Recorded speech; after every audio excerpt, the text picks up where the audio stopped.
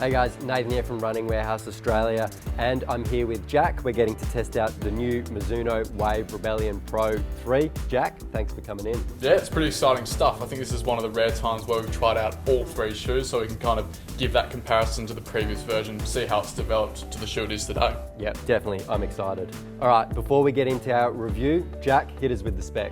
Yeah, so specs are coming in with 39.5mm of foam in the heel, down to 35 in the forefoot, but we do have a fair bit more foam in underneath the midfoot. That cutout is going to allow for somewhere around 50mm of foam right underneath that midfoot, which is going to give you a whole lot of compression. We've got a new foam from Mizuno as well, the Energy XP, which is a TPEE foam, much softer, more compliant than the previous versions of the foam.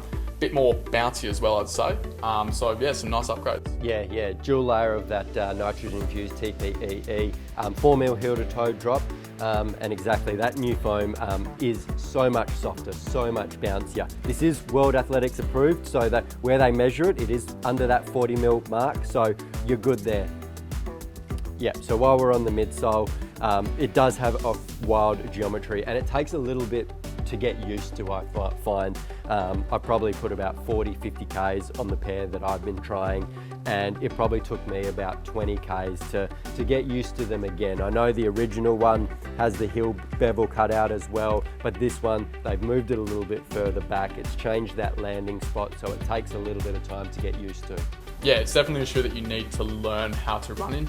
I usually like to have a bit of a forefoot strike going, but I found in this shoe you almost need a bit of a heel strike really to kind of crush into that big stack of foam, get that compression, and kind of get that explosive bounce, which is going to like tip you through your stride. Yeah. I found it worked really well at half and full marathon paces, kind of 330s, 340s for me. But I think that the kind of compression that you're getting maybe doesn't really suit those kind of shorter distances where you want that like quick turnover, I'd say. Yeah, the dual layer of foam really allows for more compression underfoot on landing, and then I really like the rocker they've got in the forefoot, which rolls me off my toes super fast, which I enjoy. Looking at the outsole, as we can see, Mizuno has carried on the G3 outsole, which the original had and version 2 also had. And for me, this is one of the best outsoles in the business. It grips on many surfaces, and you just can't wear it out. I've put probably 400 Ks almost in this, a marathon, a couple of halves, heaps of training in it, and this is my actual pair, and I can't get through it. And so for me, this G3 outsole is one of the best. I would like it maybe if they took a little bit away from it, took the weight down a little bit in the shoe. Yeah, there's definitely a little bit of weight that could be saved, maybe taking out a bit in the heel. I feel like they could also leave a little bit exposed up in the forefoot with the tracks kind of running around the side. I found this outsole to work on a variety of surfaces. I've been using it on gravel tracks back home, and it's really been holding up quite nicely. I think it is one of the best on the market.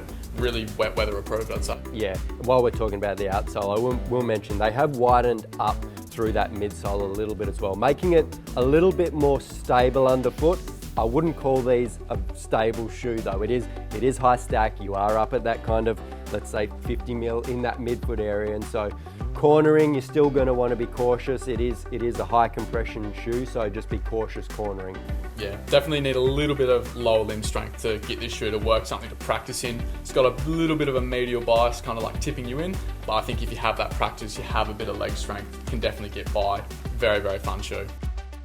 So in the upper, we've got a pretty standard breathable mesh. I'd say in terms of a super shoe fit, it's pretty standard. We've got a decent amount of room in the toe box, fairly narrow in the midfoot, but it does lock down very well, which I think you need on such a tall, unstable shoe. Well, not unstable, but a kind of squirrely shoe at pace. Yep. The one complaint I'd have is that it's a little bit sharp on the Achilles for me, but I blister up very easily. Other than that, it's a fairly comfortable, standard fitting super shoe. Yeah, engineered mesh, really comfortable on foot. I have found, for me, because they have made it a little bit wider, I found it to be a little bit roomier compared to version 1 and version 2 on foot.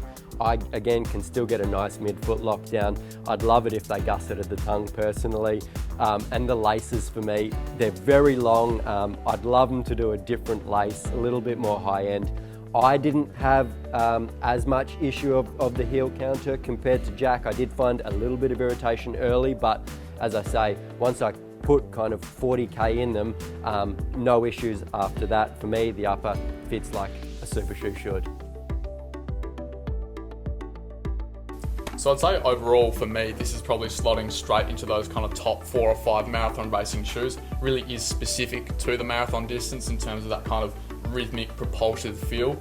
I really think that this is going to save your legs over those distances, but it will take a bit of time to get used to, learn how to kind of run in it to get the best out of it. Yeah, for me, they've taken the best parts, I believe, of version 1 and version 2, been able to combine them together, give us that super high stack in the midfoot, really adding that dual layer compression underfoot has just made it a bit softer, a bit more plusher. That half marathon distance is just going to be eaten up when you're in these, whilst still giving you some pop off the toe, which I love and I'm chasing in a shoe. Yeah, I think that the way that I see it is that the original Wave Rebellion had a kind of amazing geometry. Then you start to get some nicer foams in the Pro 2, but now we get a fantastic super foam on its own, which is combined with a really fun geometry, which I think is just a winning combination. Really fantastic super shoe, I'd say. Yeah, I think if you get some Ks in this, you'll find that it's really fun to run in. As always, you can find these at Running Warehouse Australia, runningwarehouse.com.au.